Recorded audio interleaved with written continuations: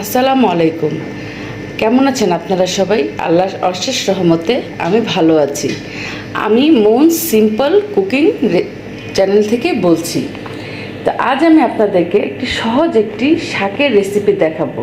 আমি মূলা শাক চিংড়ি মাছ দিয়ে কিভাবে রান্না করি, আমি সেই রেসিপিটি আজকে আপনাদের সাথে শেয়ার করব।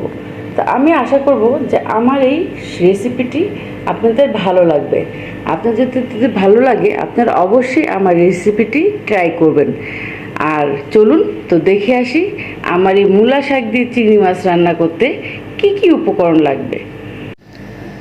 তো চলুন দেখে নিই আমাদের মূলা শাক চিংড়ি মাছ দিয়ে রান্না করতে কি কি উপকরণ লাগবে। তো সর্বপ্রথম আমি নিয়েছি মূলা শাক সিদ্ধ করা 1 কাপ, চিংড়ি মাছ হাফ কাপ, পেঁয়াজ বাটা, আদা, রসুন, হলুদ, মরিচ, ধনিয়া, লবণ, আর নিয়েছি কাঁচামরিচ স্বাদ মতো, আর তেল, আর লাগবে তেজপাতা।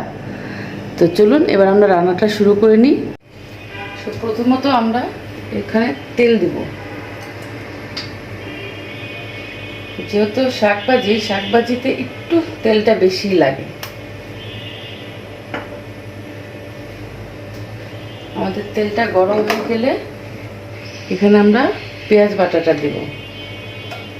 যেহেতু আমাদের অল্প শাক, আমরা 2 চা চামচ পেঁয়াজ বাটা দিব।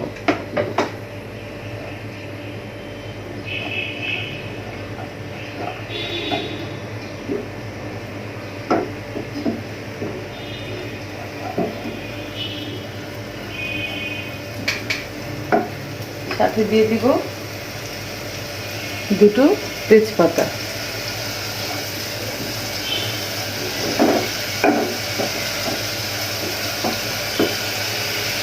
তার সাথে দিয়ে দিব সামান্য একটু রসুন বাটা,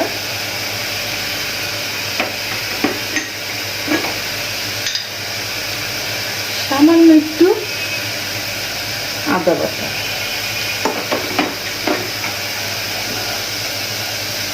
দিয়ে এটাকে একটু লাল করে নেব ভেজে।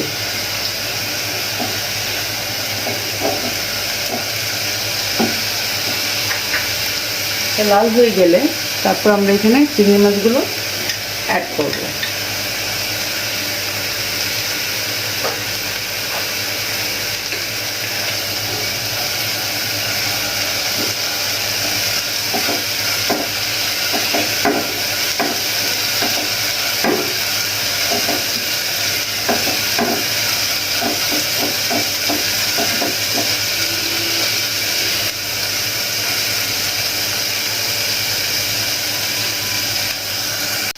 পেঁয়াজটা চিংড়ি মাছটা ভাজা হয়ে গেলে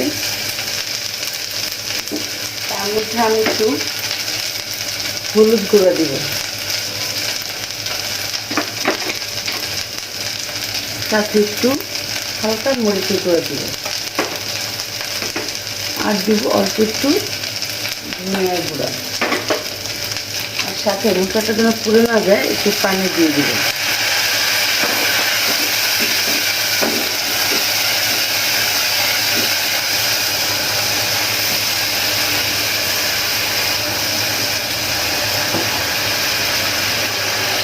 সাথে স্বাদ মতো লবণ দিয়ে দেব।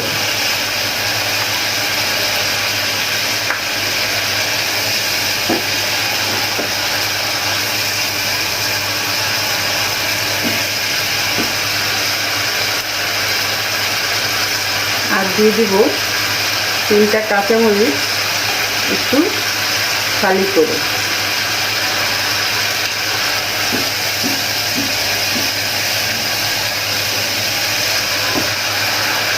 আমার মশলাটা যখন কষানো হয়ে যাবে আমি মূলা শাকটা দিয়ে দেব।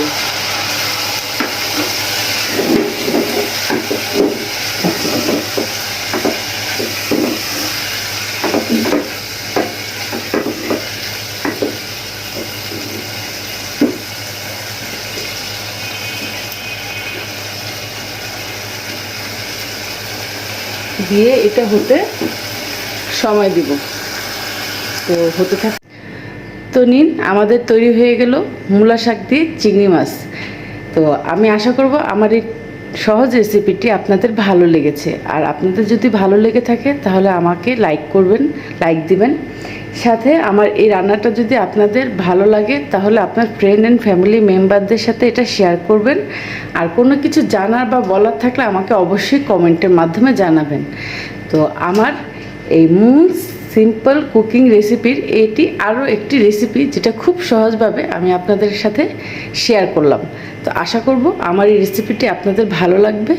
ধন্যবাদ। আসসালামু আলাইকুম।